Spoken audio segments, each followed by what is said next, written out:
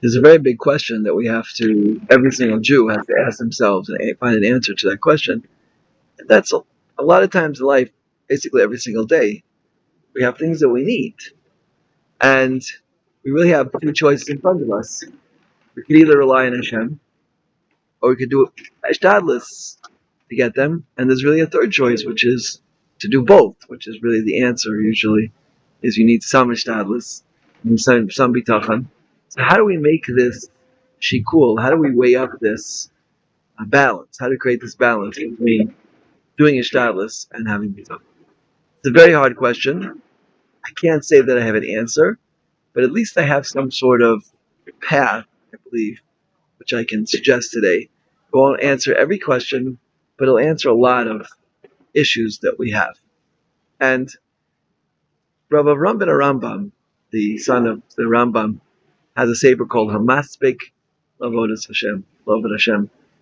And in that sefer he writes that just like there's a mitzvah, just like there's a, just like there is, just like there's a vera to do too much ishtadlus, but too much effort isn't a vera. It's a lack of trust in Hashem. There's a vera to do too little ishtadlus. It's a transgression to put too little effort in. So this really just strengthens the question that we started off with. So how much should I do? Should I do a lot? Should I do a little? What's the situation? So before I suggest an answer, I just want to tell you something that I heard from the Moshe Sternbach, the name of the Brisker Rav. Sternbach said people think that the Brisker Rav's greatness was his Torah. And it's true, he was very, very great in Torah. Rav Chaim Brisker, who was considered to be the father of the modern day yeshiva movement, he said one day very happily to his wife, he said, my son is greater than me in Torah.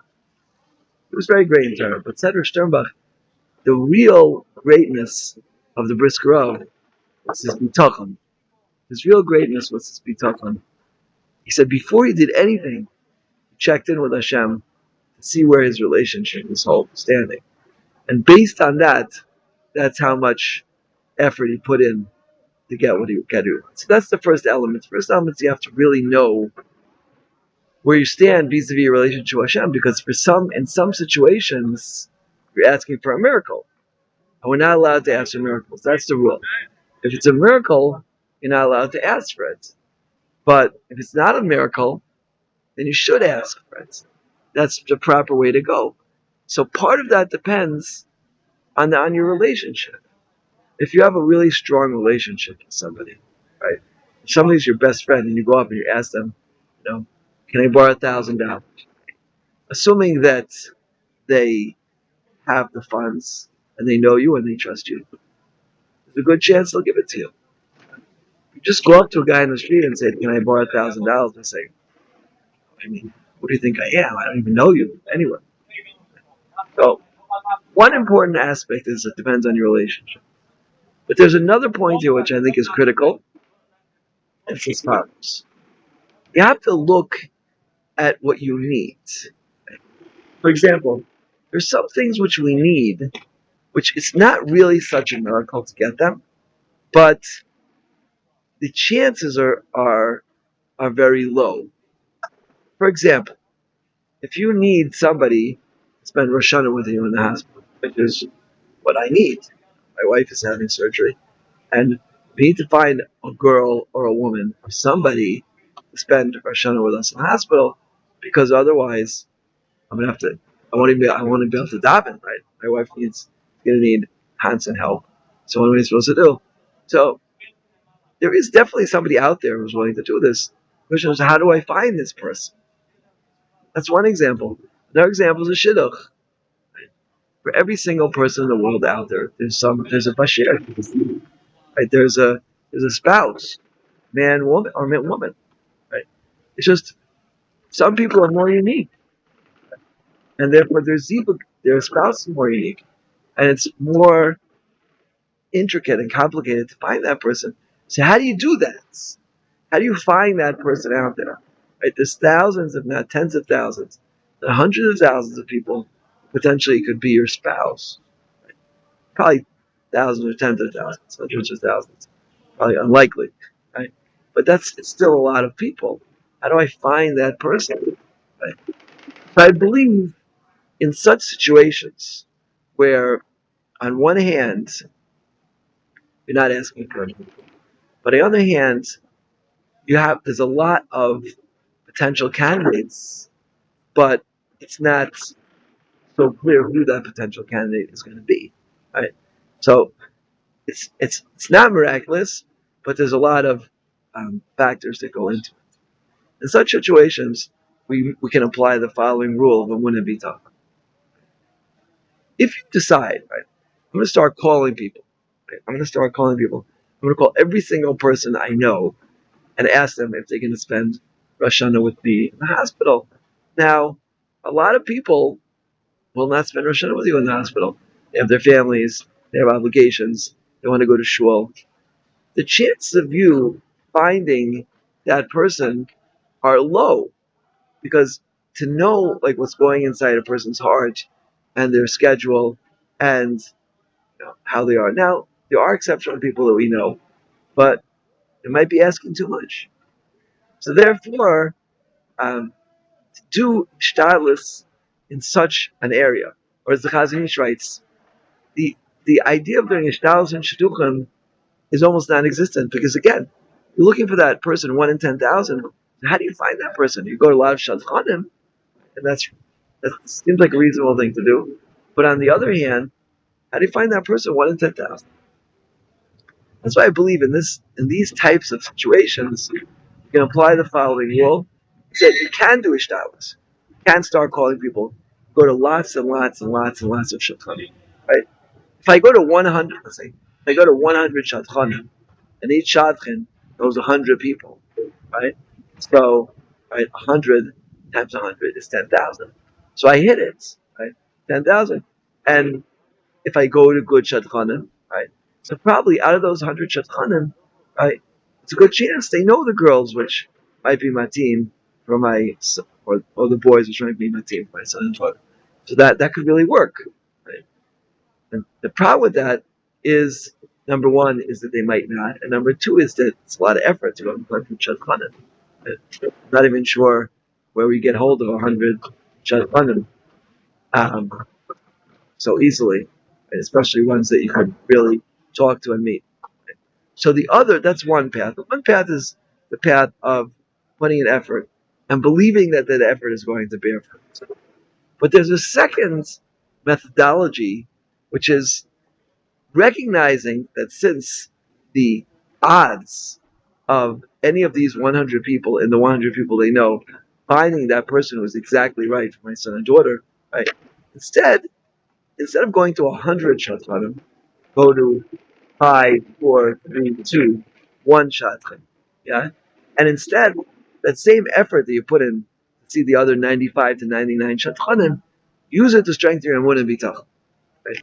Strengthen your emunah and bitachon, and realize that in truth, really Hashem makes zivugim. Only Hashem can really find the person who's matim for me. And zivugim includes getting married, includes finding someone to spend Rosh Hashanah with me in the hospital. It includes finding proper secretary or job or chavrusa, whatever it might be. Those are also zivugim. All those cases. Person putting in more and more effort in Amunah and recognizing that Hashem does it. Really, at the end of the day, Hashem is going to reveal the right person to me. And therefore, I should use that effort that I was going to use to see the other 95 shadchanim, or 99, whichever path I choose, the 1 to 5 shadchanim ratio, and use that effort to improve my emunah and bitachon. Now, there's a great danger in doing the Shabbos, which is, as we've said in previous classes, that the more you feel that you need Hashem's mercy, Hashem's rachamim, so the more He gives you. If you put in a lot of efforts, so it could be coming from the fact that you think that your effort is producing results, which means you don't really need Hashem's mercy as much. If your effort is coming from a thought that you don't really need Hashem's help so much, but I'm going to do it myself. I have to do it myself um, shidduch. If that's where your effort is coming from, then you're in a little bit of danger because you're actually distancing the Yeshua through your shtalas and not bringing it closer. So this is a very, very fine point. When I'm putting in my efforts, is my efforts because I recognize that Hashem wants to bring the Yeshua. He wants to keep it hidden, but I need a little bit on my part, and that's very good. But if your effort is, I think that it's actually, I think by calling 100 Shadchanim, no 100 boys or girls, that's actually procuring my shidduch, then I'm actually distancing the shidduch. I'm actually distancing finding my proper spouse because I'm believing that my efforts is doing it, and I'm less cognizant of the need of Hashem's divine mercy for this to take place. I've said the more you realize that you need Hashem's mercy, the more you realize that you can't do it. The more you realize the possibility of 1 in 10,000, of 100 shadchanim finding 100 boys or girls to find my zibuk is very, very small. It's really, I'm in great need of Hashem's help. And the more you feel that you need Hashem's mercy, so the more mercy He gives. So this methodology has great, great benefits because really, as we've said many times, the point of any test, of any Messiah is to come closer to Hashem. And you're coming much closer to Hashem because you're lifting up your emunah. You're building your emunah. You're recognizing that really the Yeshua can only come from Hashem, and that when you find your seat, then you have greater emunah as well. So you benefit it. It's win-win-win, as they say in the United States of America. And you come out not only with your zibuk, but you come out with more emunah and bitachon, which is critical in marriage as well. And I'll just share with you that again, my wife and I, we had this sign. We have to find this young woman who's going to help us in the hospital. And we called Ezer Mitzion, and people said, call Chaim Bechet. We called this one and called that one and make announcements. And then I realized this is really not getting anywhere.